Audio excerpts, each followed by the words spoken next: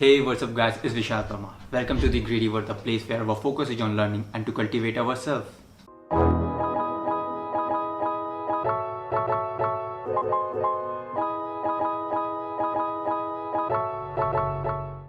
Today, I'm going to share with you my 3 takeaways from the second book of Mark Manson. Everything is Fucked, a book about hope. This is the second book of Mark Manson. The first one he wrote is The Subtle Art of Not Giving Fuck, which you guys remember I have talked earlier. Okay guys, wait. Tell me, what's the opposite of happiness? See, everyone wants to be happy at the end of the day. And everything we do is for the sake of joy, fulfillment, and happiness, right? But the response I get is probably 2 things: angry and sadness. What's crazy thing about these things is that you still care about something to be angry or sad about something. In other words, it clearly sense that opposite of happiness is apathy, complete loss of hope. So, ladies and gentlemen, here is my first takeaway from this book. Lack of hope is a problem. So let's understand this lesson by an example. A boy and a girl are in relation until one thing happens. Boy cheat on a girl, girl's heartbroken. So she kind of disappears. Boy leave a girl in pain, linger with her for a year. Girl feels absolutely shit about herself in order to remain hope. So her thinking brain come up with 2 options. Option A, all men are sick. Option B, she is sick. So she decide to go with option A, that all men are completely sick. Now jump few years ahead. Same girl met another boy. What's crazy thing about this boy is he's actually kind of cool, pretty rad, who cares her and treats her right. But girls still haven't thought of either A and B emotion, which scares her and tell her that all boys are completely sick. So she nitpicks him, tears him down and pushes him to the edge of every single flaw he has. But he still sticks around, take care and treats her right. But one day she leaves him for another city boy. Because after all boys are sick. So now the boy is heartbroken and he disappears. The pain lingers with him for a year, morphs into the same and throw him into the tough situation between a 2 options. Option A, all girls are sick. Option B, he's sick. What this story illustrates that we all have this push and pull relationship between our thinking and our feeling brain. We care about every damn thing that cause the emotions like anger and sadness. Most of the time our feeling brain dictates our life and even we are unaware of it. So here is my second takeaway from this book. Self-control is an illusion.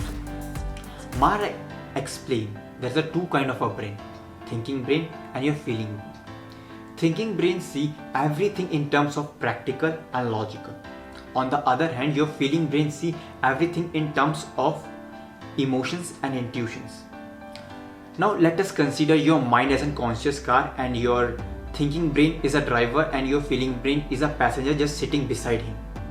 Okay, now in order to control your life, your thinking brain is driving a car and your feeling brain is to shut his mouth and let the adult drive, which is actually so wrong.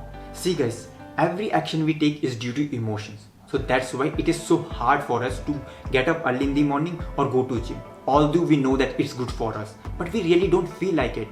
Here, your feeling brain is not in control. So in order to control your life, your feeling brain and your thinking brain have to work together.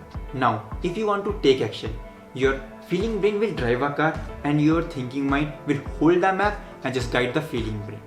So what you guys have to do when your mind make excuse of not going to gym or getting up early, just add the emotion and make the deal done. So just tell your brain, if I will go to gym, I will look more attractive or more healthy in front of my boyfriend or a girlfriend. Or if I just get up early and work so hard, I will get a good result.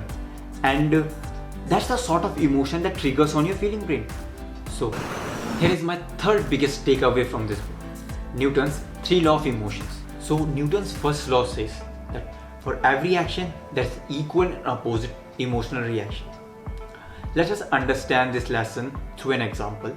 Let's suppose person A slaps person B. Now person B is really angry. So this creates a moral gap between person A and person B. Now according to person B, person A has crossed his line. So he needs to be punished. So in this case, there is equal and opposite emotional reaction, that is of anger. Now just flip this scenario. Let's suppose person A buy house for person B, right? So person B is kind of blissful, but he's also guilty because now he wants to give something back in order to feed back that feeling of guilt that person B has. Now again there is a moral gap, right? So there is always a moral gap whenever we found ourselves in such circumstances, either in a positive or in a negative way. Now Newton's second law says that our self-worth is equal to sum of our emotion over time. Now what does this mean, Vishal? So the moral gap we considered in law 1, in that context, that person A slap person B and person B is really angry, so person B thinks that person A needs to pay for whatever he has done, right? So there is still a moral gap. Okay, so let's suppose that nothing payback has happened and person A is not even guilty for whatever he has done and he never apologized, and even person B never slapped back. So there is two things that could be happen. First one is person B will hold anger for a long period of time and he thinks that I am right, he is straight. And the second one is very hard to do, which is the art of let him go. Our self-worth, whether we feel shit about ourselves or whether we feel that we are right, all depends upon the emotion that we hold for a long period of our time. Either by saying he is shit or I'm shit. So Newton's third law says that your identity will remain your identity until new experience act against it. So let us understand this law through an example that we have considered in lesson number 1. Remember, a boy and a girl are in relation until one thing happens. Boy cheats on a girl, girl's heartbroken. So she kind of disappears. Boy leave a girl in pain, linger with her for a year. Girl feels absolutely shit about herself in order to remain hope.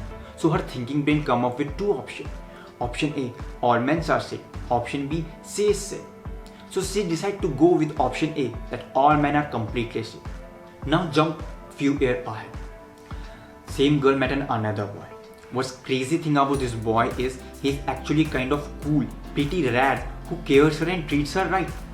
But girls still haven't thought of either A and B emotion, which scares her and tell her that all boys are completely sick. So she nitpicks him, tears him down and pushes him to the edge of every single flaw he has. But he still sticks around, takes care and treats her right. But one day she leaves him for another city boy. Because after all boys are sick. So now the boy is heartbroken and he disappears. The pain lingers with him for a year, morphs into the same and throw him into the tough situation between a two options. Option A, all girls are sick. Option B, he's sick. Now boy and a girl continuously think that another partner come in their life and completely change the emotion that all boys are shit and all girls are shit. Have you guys ever been there? So see, this is basically an example holding an excuse. What happened to us is that we are so much cramped up with our emotions that all boys are shit, all girls are shit, all men are shit and all women are shit and so on. We try to judge every person through same lens. And eventually we also hurt those who are just nice to us, who are actually good, who care for us, who stand for us on a hard time. So what we guys can do to get out from this matter is probably two things. Re-examine your past or re-examine your belief and get clear that boy and a girl leave you might be dealing with some kind of internal issue, so nothing to do with us. So don't hold anger or sad for him or her. The second one is prepare yourself for future. So whatever happened was happened in past, so let it go. So prepare yourself for what kind of person you are actually looking for. So that is guys from today's video. Hope you guys like this video, and if you guys like this video, so like it and share it with someone you know. And yes, don't forget to subscribe my channel so that you will get more videos like this. And I love you guys for making my day amazing. So till the next video, tata, bye bye, take care.